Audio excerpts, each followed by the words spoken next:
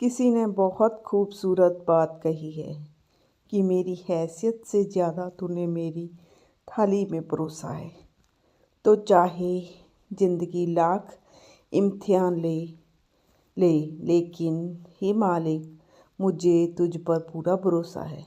नमस्ते दोस्तों, मैं हूँ आरजे अमन और आज की ये कहानी सिर्फ संतरे बेचने वाली एक बूढ़ी अम्मा की नहीं बल्कि उन रिश्तों की है जो खून से नहीं इंसानियत से बनते हैं। ये कहानी शुरू होती है उत्तर भारत के एक छोटे से शहर सुरजनपुर से। सुरजनपुर भले ही नक्शों पर छोटा हो, लेकिन जहाँ की गलियों में कहानियाँ बहुत बड़ी बड़ी सांसें लेती हैं।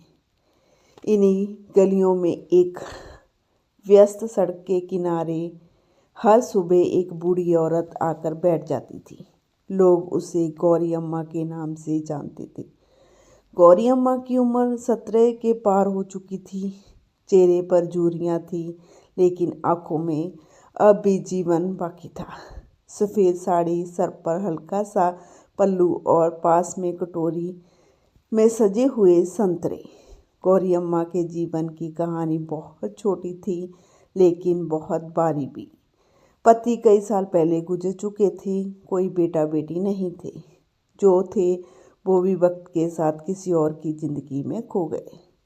अब उनकी दुनिया सिर्फ जे संतरे थी और रोज़ मिलने वाले अनजान चेहरे। हर सुबह वह मंडी जाती, संतरे खरीदती और उन्हें बहुत प्यार से साफ करके सड़क किनारे सजा देती। उन्हीं संतरों से उनका चूल्हा जलता था, दया आती थी और रात का खाना बनता था। उसी सड़क से हर शाम एक युवक गुजरता था। उसका नाम था राघव। राघव पास की एक कंपनी में नौकरी करता था। साधारण सा इंसान, साधारण सी जिंदगी, लेकिन दिल बहुत बड़ा था। राघव रोज़ गौरी अम्मा के सामने रुकता, कभी जल्दी में, कभी थकान में, लेकिन रुकना वह कभी नहीं भूलता था। वह एक संतरा उठाता, छुरी से उसकी एक फांक काटता, चखता और कहता, अम्मा ये तो मीठा नहीं है। फिर वह संतरा अलग रख देता।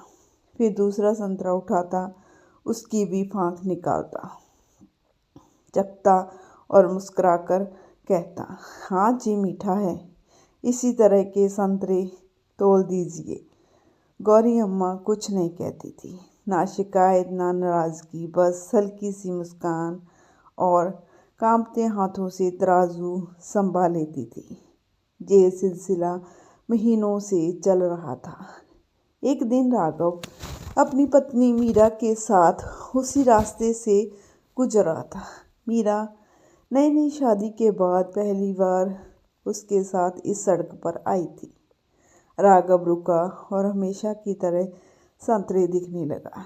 उसने एक संतरा चखा, फिर दूसरा। मीरा सब देख रही थी। उसने भी संतरा चखा और कहा, संतरा तो बहुत मीठा है। वह दोनों संतरे लेकर चले गए, लेकिन मीरा का मन वहीं अटका रह गया। 4-5 दिन बाद जब राघव ने फिर वही किया तो मीरा से रहा नहीं गया।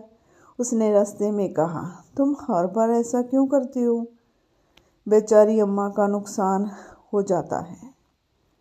संतरे तो वैसे ही मीठे होते हैं।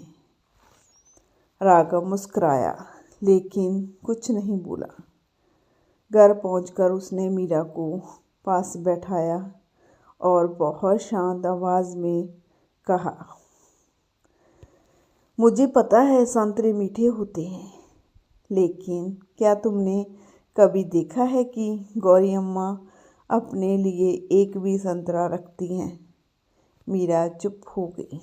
राघव बोला, उनकी ज़िंदगी में कोई उन्हें पूछने वाला नहीं है, तो मैं चखने के बहाने उन्हें 2 संतरे खिला देता हूँ। वह समझ जाती है, लेकिन कहती कुछ नहीं, जैसे मैं उनका बेटा हूँ और वह मेरी माँ। ये सुनते ही मीरा की आंखें भर आई। उसने राघव का हाथ पकड़ लिया। उधर गौरी अम्मा के पास एक सब्जी बेचने वाली औरत बैठती थी।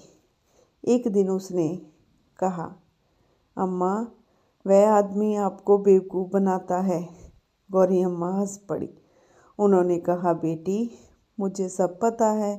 वह मुझे संतरे खिलाता है तो मैं उसे तौल में ज़्यादा दे देती हूँ। ये लेन देन नहीं है, ये प्यार है। दोस्तों, इस कहानी में कोई चमत्कार नहीं है, कोई बहुत बड़ा त्याग नहीं है, बस थोड़ी सी इंसानियत है। और यही इंसानियत दुनिया को चलाती है। याद रखिए, जो बांट कर खाता है वह कभी गरीब नहीं होता। स्टोरी अच्छी लगी तो प्लीज़ मेरे चैनल को सब्सक्राइब, लाइक एंड शेयर ज़रूर करना। स्टोरी को पूरा देखने के लिए आपका बहुत बहुत धन्यवाद।